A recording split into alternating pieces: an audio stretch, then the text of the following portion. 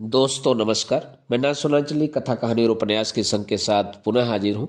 दोस्तों इस समय हम लोग सुन रहे हैं पांडे बेचन शर्मा उग्र की लिखी हुई आत्मकथा अपनी खबर का वाचन।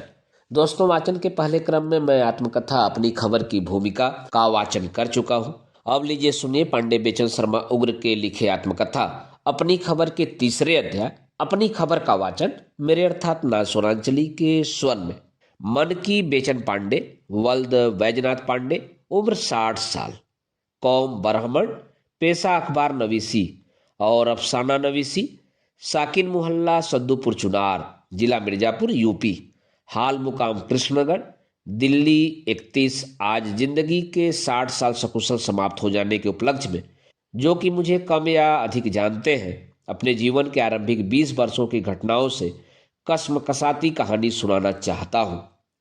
विक्रमी संवत के 1997 वर्ष के पौष शुक्ल अष्टमी की रात 8:30 बजे मेरा जन्म यूपी के मिर्जापुर जिले की चुनार तहसील के सद्दूपुर नामक मोहल्ले में बैजनाथ पांडे नामक कौशिक गोत्रोत्पन्न सरयू पारिण ब्राह्मण के घर पर हुआ। मेरी माता का नाम जयकली, जिसे बिगाड़कर लोग जयकल्ली पुकारते थे। मेरे पिता तेजस्वी सतोगुणी वैष्णव हृदय के थे। मेरी माता ब्राह्मणी होने के बावजूद परम उग्र कराल छत्राणी स्वभाव की थी। मेरे 1 दर्जन भाई बहन थे, जिनमें अधिकतर पैदा होते ही या साल 2 साल के होते होते प्रभु को प्यारे हो गए। पहले भाइयों के नाम उमाचरण, देवीचरण, श्रीचरण, श्यामाचरण, रामाचरण आदि थे। इनमें से अधिकतर बच्चे दगा दे गए थे, अतः मेरे जन्म पर कोई खास उत्साह नहीं प्रकट किया गया। शायद थाली भी न बजाई गई हो। नौबत और शहनाई तो दूर की बात है, मैं भी कहीं दिवंगत अग्रजों की राह न लगूं। अतः तय हो गया कि पहले तो मेरी जन्म कुंडली न बनाई जाए, साथ ही जन्मते ही मुझे बेच दिया जाए। सो जन्मते ही मुझे यारों ने बेच डाला, और किस कीमत पर? महज टके पर एक। उसका भी गुड़ मंगाकर मेरी माँ ने खा लिया था। अपने पल्ले उस पर टके में से एक छदाम नहीं पड़ा था, जो मेरे जीवन का संपूर्ण दाम था। अलबत्ता जन्मजात बीका का बिल्ला जैसा नाम तौक की तरह गले मढ़ा गया। बेचन नाम ऐसा नहीं जिसे ओम प्रकाश की तरह भारत प्रचलित कहा जाए। यह तो उत्तर भारत के पूर्वी जिलों में चलने वाले नाम हैं, सो भी अहिरों, कोरियों तथा कथित निम्न वर्गीयों में प्रचलित। ब्राह्मण के घर में पैदा होने पर भी मुझे यह जो मंद नाम बख्शा गया, उसकी बुनियाद में मेरी बहबूदी जिंदगी दराज की कामना ही थी। किसी भी नाम से बेटा जिए तो आज जीवन के 60वें साल में मैं साधिकार कह सकता हूं कि मुझे ही नहीं, मौत को भी यह नाम नापसंद है। लेकिन अब इस उम्र में तो ऐसा लगता है कि यह नाम नहीं, तिलस्मी गंडा है, जिसके आगे काल का हथकंडा भी नहीं चल पा रहा है। इस तरह मैं शिकायत नहीं करता। देखिए तो जहां मैं पैदा हुआ वह परिवार तो गरीब था ही। नाम भी मुझे जगन्नाथ, भुवनेश्वर, राजेश्वर, धनीराम, मणिराम, सूर्य नारायण, सुमित्रानंदन, सचिदानंदन, हीरानंदन वात्साय जैसा नहीं मिला। और गोया इससे भी मेरे दुर्भाग्य को संतोष नहीं हुआ, तो मैंने अभी तुतलाना भी नहीं सीखा था कि पिता का स्वर्गवास हो गया। इसके बाद मैं अपने बड़े भाई के अंडर में आया, जो विवाहित थे और पिता के बाद घर के पालक थे। मेरे बड़े भाई ने विधि से कुछ भी पढ़ा नहीं था, फिर भी बुद्धि उनकी ऐसी तीव्र थी कि वह हिंदी तो बहुत ही अच्छी, साथ ही संस्कृत और बंगला भी खासी जानते थे। वैदक और ज्योतिष में भी टांग अड़ाने की योग्यता रखते थे। वह समस्या पूर्ति युग के कवि और गद्य लेखक भी खासे थे। प्रूफ शोधन तथा पत्रकार कला से भी उनका घनघोर संबंध था। मेरे यह बड़े भाई साहब जब जवान थे तभी सनातन धर्म के भाग्य में, परिवार पद्धति के भाग्य में सर्वनाश की भूमिका लिखी हुई थी। अतएव जाने अनजाने युग के साथ भाई साहब को भी अपने हाथों पांव में कुल्हाड़ी मारने का उन्मत्त पार्ट अदा करना पड़ा। हम नजदीक थे, अतः भाई साहब का काम हमें अधिक दुखदाई एवं बुरा लगा दुनिया में उन जैसा कोई बुरा था ही नहीं। लेकिन जरा भी ध्यान से देखने से पता चल जाएगा कि मेरे घर में जो हो रहा था वह अकेले मेरे ही घर का नहीं, कमोबेश समाज के घर घर का नाटक था। और मैं उस गली की कहानी बतला दूं जिसमें मैंने जन्म लिया था। सद्दूपुर मोहल्ले की एक गली, बभन टोली। गली के इस सिरे से उस सिरे तक ब्राह्मणों के ही मकान एक तरफ, और दूसरी तरफ भी एक तेली और 2-3 कोरियों के घरों को छोड़कर बाकी जमीनें ब्राह्मणों की। 2-3 घरों को छोड़ बाकी सभी ब्राह्मण खाते पीते खासे, एक आध तो पूंजी वाले भी। दक्षिणी नाके पर भानु प्रताप तिवारी, जिनके बड़े बड़े 2-2 मकान। फिर गरीब मुसई पाठक, फिर मेरे पिता की योम क्षेम गृहस्थी, चचा भी हम ही जैसे, लेकिन वैद्य होने से उनके हाथ में कल्पवृक्ष की डाल जैसी अलौकिक विभूति हमेशा ही रही, जिससे वह प्रभाव वाले और अभावहीन थे।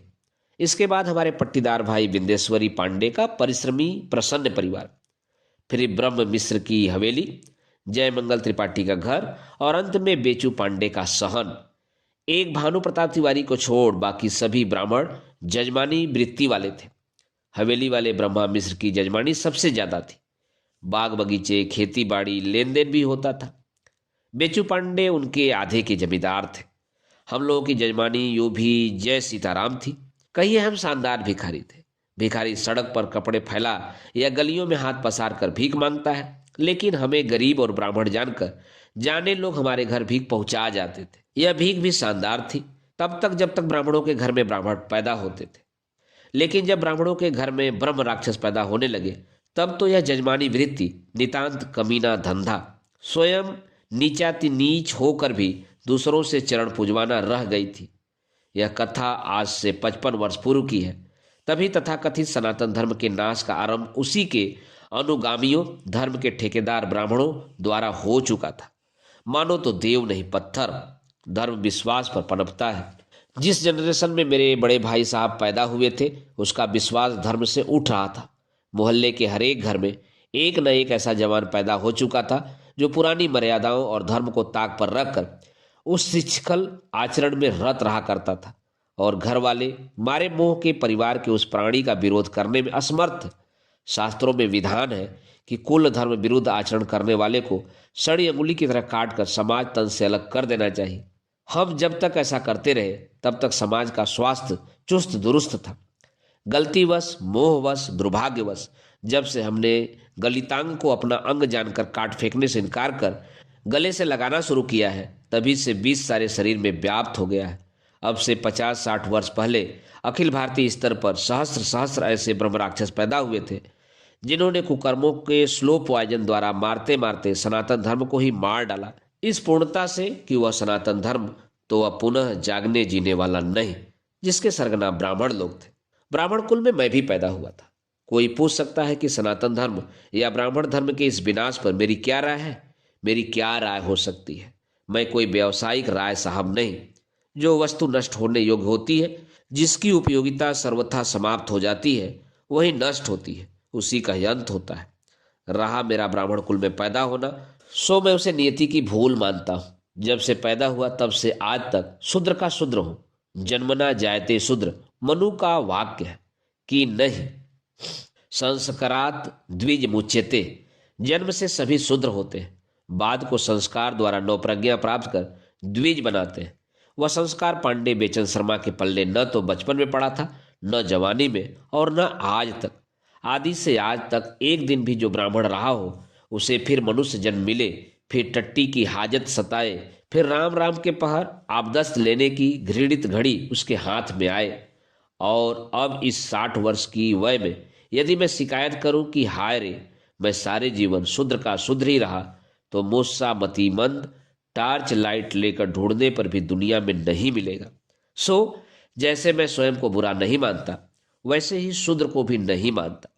मैं जैसे स्वयं को भला ही समझता हूं, वैसे ही शूद्र को भी भला ही समझता हूं। शूद्र द्विज या ब्राह्मण का पुरुरूप है, वैसे ही जैसे मूर्ति का पुरुरूप अनगढ़ पत्थर, और मैं अपनी अनगढ़ता को गर्व से देखता हूं, इसलिए कि जब तक अनगढ़ हूं तभी तक विश्व विराट की मूर्तियों की संभावनाएं मुझ में सुरक्षित है। गढ़ा गया नहीं कि एक रूपता जड़ता गले पड़ी। श्री कृष्ण की मूर्ति का पत्थर श्री कृष्ण की ही मूर्ति भावना का प्रतीक रह जाता है, उसे राधा बनाना असंभव है। सो लो, मैं एक ऐसा अनगढ़ पत्थर जिसमें रूप नहीं, रेखा नहीं, और न ही विकट विकट भविष्य में कुछ बनता बनाता ही दिखाई देता है। फिर भी मैं परम संतुष्ट इस कल्पना मात्र से कि कोई मुझे एक बड़ा से बड़ा रूप नहीं मिला तो बला से मेरी, मैं अपनी अनगढ़ता से ही खुश हूं। यह अनगढ़ता जब तक है तब तक कोई भी यानी सभी रूप मुझ में है। खैर, इन बातों में क्या धरा है। मैं यह कहना चाहता था कि आज भी मैं निसंकोच शूद्र हूं और ब्राह्मणों के घर में पैदा होने के सबब साधारण नहीं असाधारण शूद्र हूं। ब्राह्मण ब्राह्मणी से मुझे शूद्र शूद्राणी अधिक आकर्षक अपने अंग के मालूम पड़ते हैं।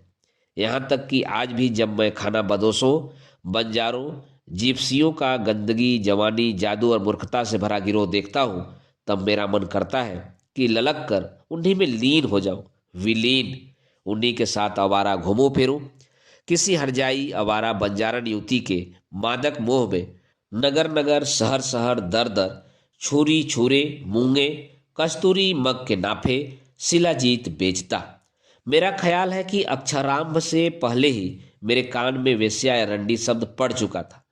मैं 5 ही 6 साल का रहा होऊंगा जब मेरे घर में मिर्जापुर की एक टकैल वेश्या का प्रवेश हुआ था।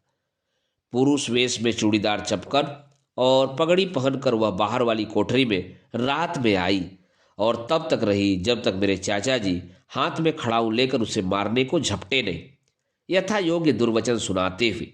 मोहल्ले के आधे दर्जन मनचले ब्राह्मण युवक उस वेश्या से मिलने मेरे यहाँ आ जमते थे। मकान के अंदर की ब्राह्मणियां मेरी माँ और भाभी की कर्तव्य मूढ़ा हो गई थी। भाभी तो रोने भी लगी थी, पर ये कुलीन औरतें मुखर विरोध करने में असमर्थ थी, इसलिए कि मेरे उन्मत्त भाई साहब एक ही लाठी से दोनों को ही हाकने में कोई ग्लानि या हानि नहीं समझते थे। वैसे वह मंद जमावड़ा मेरे घर हुआ था, लेकिन हम प्याले लोग पड़ोसी ही थे। नेता यानी मेरे पिता के उठ जाने से मेरे घर में अखंड अराजकता थी, लेकिन वश चलता और मजबूत सरपरस्तों का शासन न होता तो दूसरे यार भी अपने घरों में वेश्या को टिकाकर सुरा सुंदरी स्वाद लेने से बाज न आते।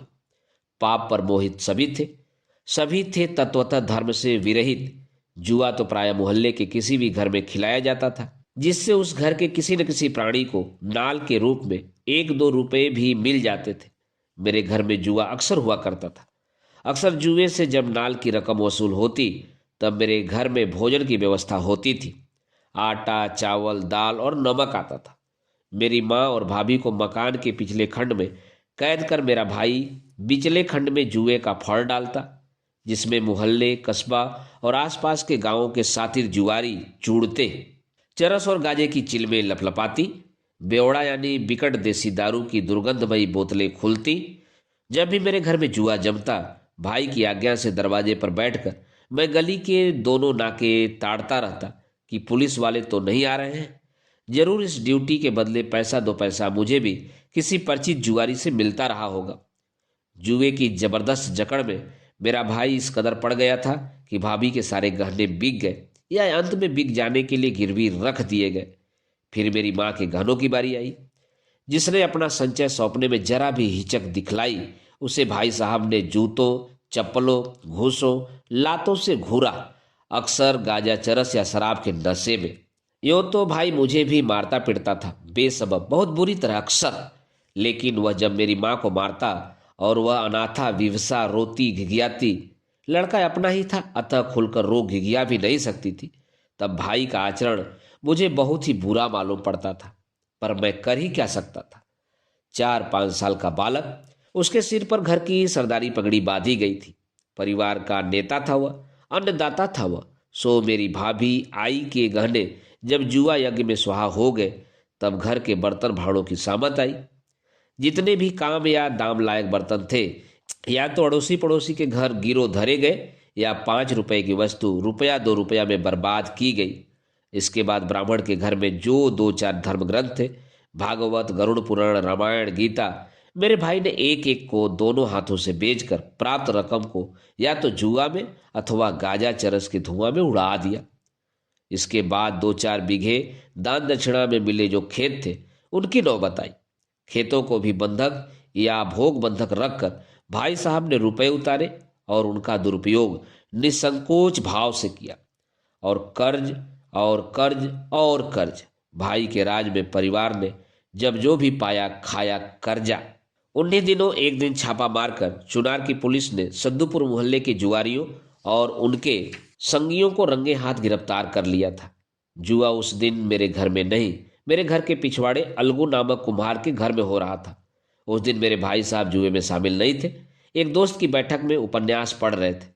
लेकिन पुलिस छापे के ठीक पहले अलगू के घर वह सूचना देने गए थे, कहीं से खबर सुराग पाकर कि भागो पुलिस आ रही है, कि पुलिस वाले आ ही धमके। शायद सबसे पहले मेरे भाई साहब ही पुलिस की पकड़ में आए थे। गिरफ्तार दर्जन भर जुआरी हुए होंगे, फिर भी कई जान लेकर जूते छोड़कर भाग गए। उन जूतों की लंबी माला अलगू कुम्हार से ही तैयार कराने के बाद उसी के गले में डालकर जुलूस बनाकर जब पुलिस वाले राजपथ से जुआरियों को हवालात की तरफ ले चले तो बंधुओं में मेरा भाई भी था। उस भयकारी जुलूस के पीछे काफी दूर तक अपने भाई या अन्नदाता के लिए रोता हुआ मैं भी गया था। फिर घर लौटने पर देखा आई और भाभी रो रही थी।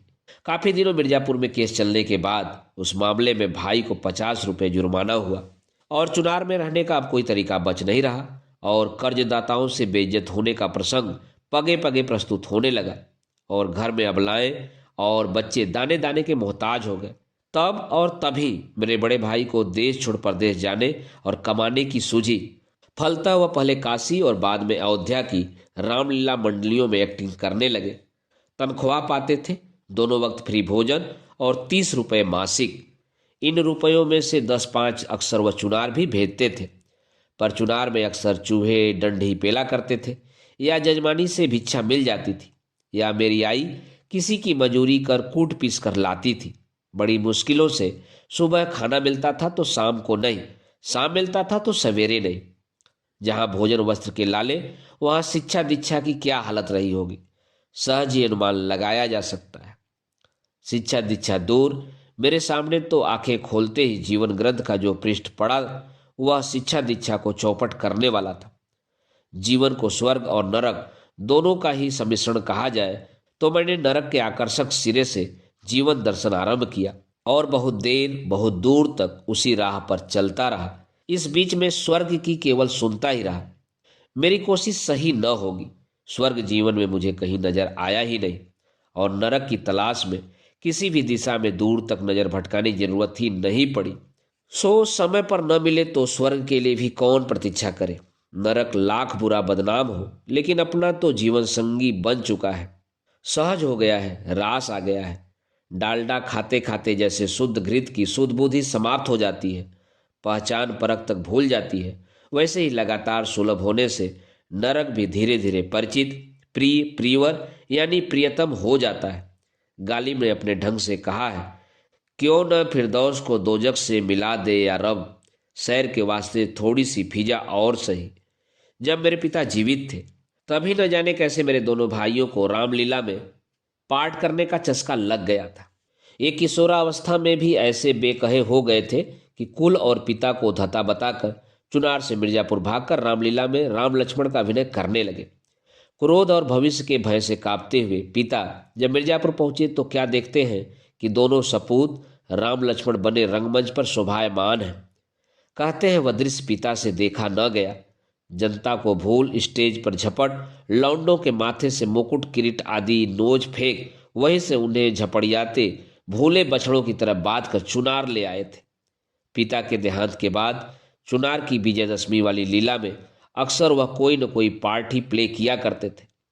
चुनार ही में 1-2 बार सीता बनाकर मुझे भी बड़े भाई ने इस घाट पर उतार रखा था। जब वह अयोध्या की रामलीला मंडली में थे तब मुझे उन्होंने बनारस की एक लीला मंडली में अपने किसी खत्री मित्र के हवाले कर रखा था। तब मैं 8 साल का रहा होऊंगा या 9 का। जुल्फों में 3-3 फुलचड़ी बनाता था। काफी तेल लगाने के बाद बालों में सस्ती वेस्लिन भी लगाता था। वह वेस्लिन जिसकी गंध पीला हाउस बंबई या सरकटा गली कलकत्ता की सस्ती वेश्याओं के अंग से आती है। कुछ ही दिनों बाद भाई साहब ने बनारस वालों की मंडली से मुझे भी साधुओं की रामलीला मंडली में बुला लिया था। भाई साहब की नज़र में मेरे उनके संग रहने में अनेक फायदे थे। पहले तो घर में कोई शरारती नहीं रहेगा, दूसरे उनकी निगरानी में रामलीला वालों की बुरी हवा से मैं बचूंगा, तीसरे बॉय सर्वेंट 24 घंटे हाजिर बिना तनख्वाह, ऊपर से रामलीला में लक्ष्मण और जानकी बनकर 8-10 रुपए मासिक कमा देने वाला। उन दिनों रामलीला के निश्चित पार्टों के संवाद बाजबान करने के अलावा भाई का एक मित्र बैरागी पखावजी मुझे ताल और स्वर यानी पक्के रंग के संगीत की शिक्षा भी दिया करता था। उन्हीं दिनों नाचना नहीं तो नाचने की चुस्ती से चंचल चरण चलाना, ठुमुकना, थिरकना, बल खाना वगैरह भी मुझे सिखलाया गया था। छुटपन में मेरी शिक्षा बिल्कुल आरंभिक क ख ग दर्जों तक हुई थी। अभी थोड़ा ही बहुत अक्षर शब्द ज्ञान हो पाया था कि मुझे ऐसा लगा कि यह पढ़ना पढ़ाना मेरे बलबूते की बात नहीं है, मगर इनसे गला छूटे तो कैसे। सुना था हनुमान चालीसा का पाठ करने से सारे दुख दूर, मसले स्वयमेव हल हो जाते हैं, लेकिन हनुमान चालीसा मेरे पास कहाँ, साथ ही पास में पैसा कहाँ कि हनुमान चालीसा खरीदा जा सके। मैं जिस दर्जे में पढ़ता था उसी में एक काला सा लड़का था, किसी छोटी जाति का।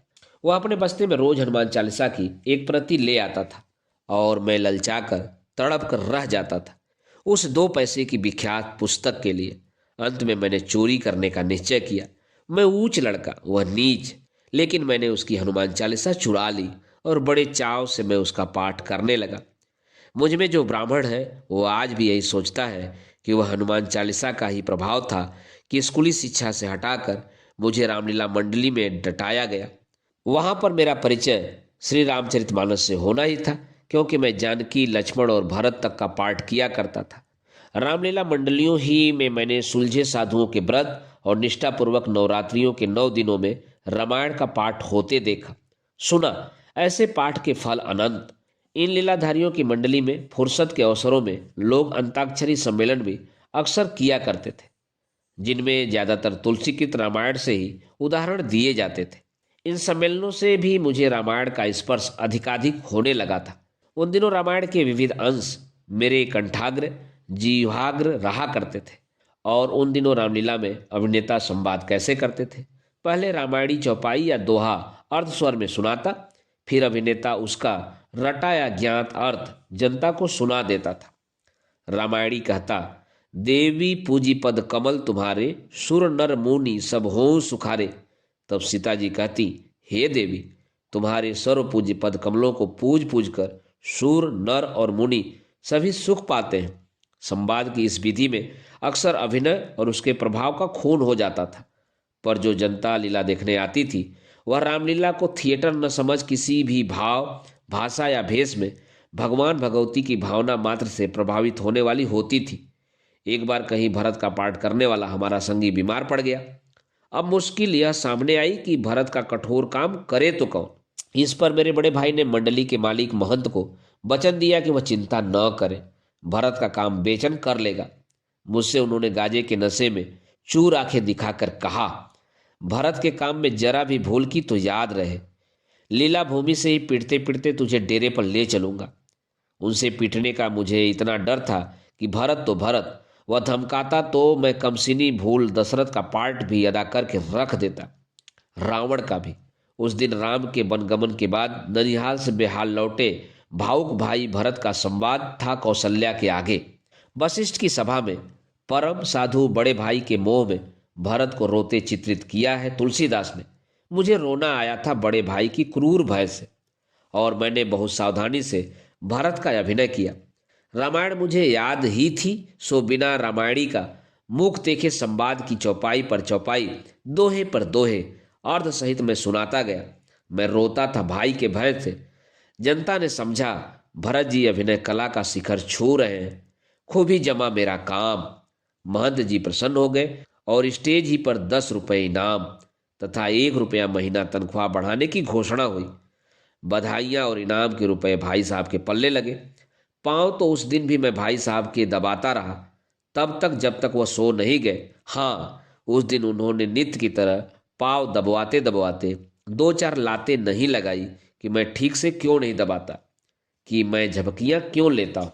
दोस्तों, अभी आप सुन रहे थे पांडे बेचन शर्मा उग्र की लिखी आत्मकथा अपनी खबर के 3रे अध्याय अपनी खबर का वाचन मेरे अर्थात नासोनांचली के स्वर में।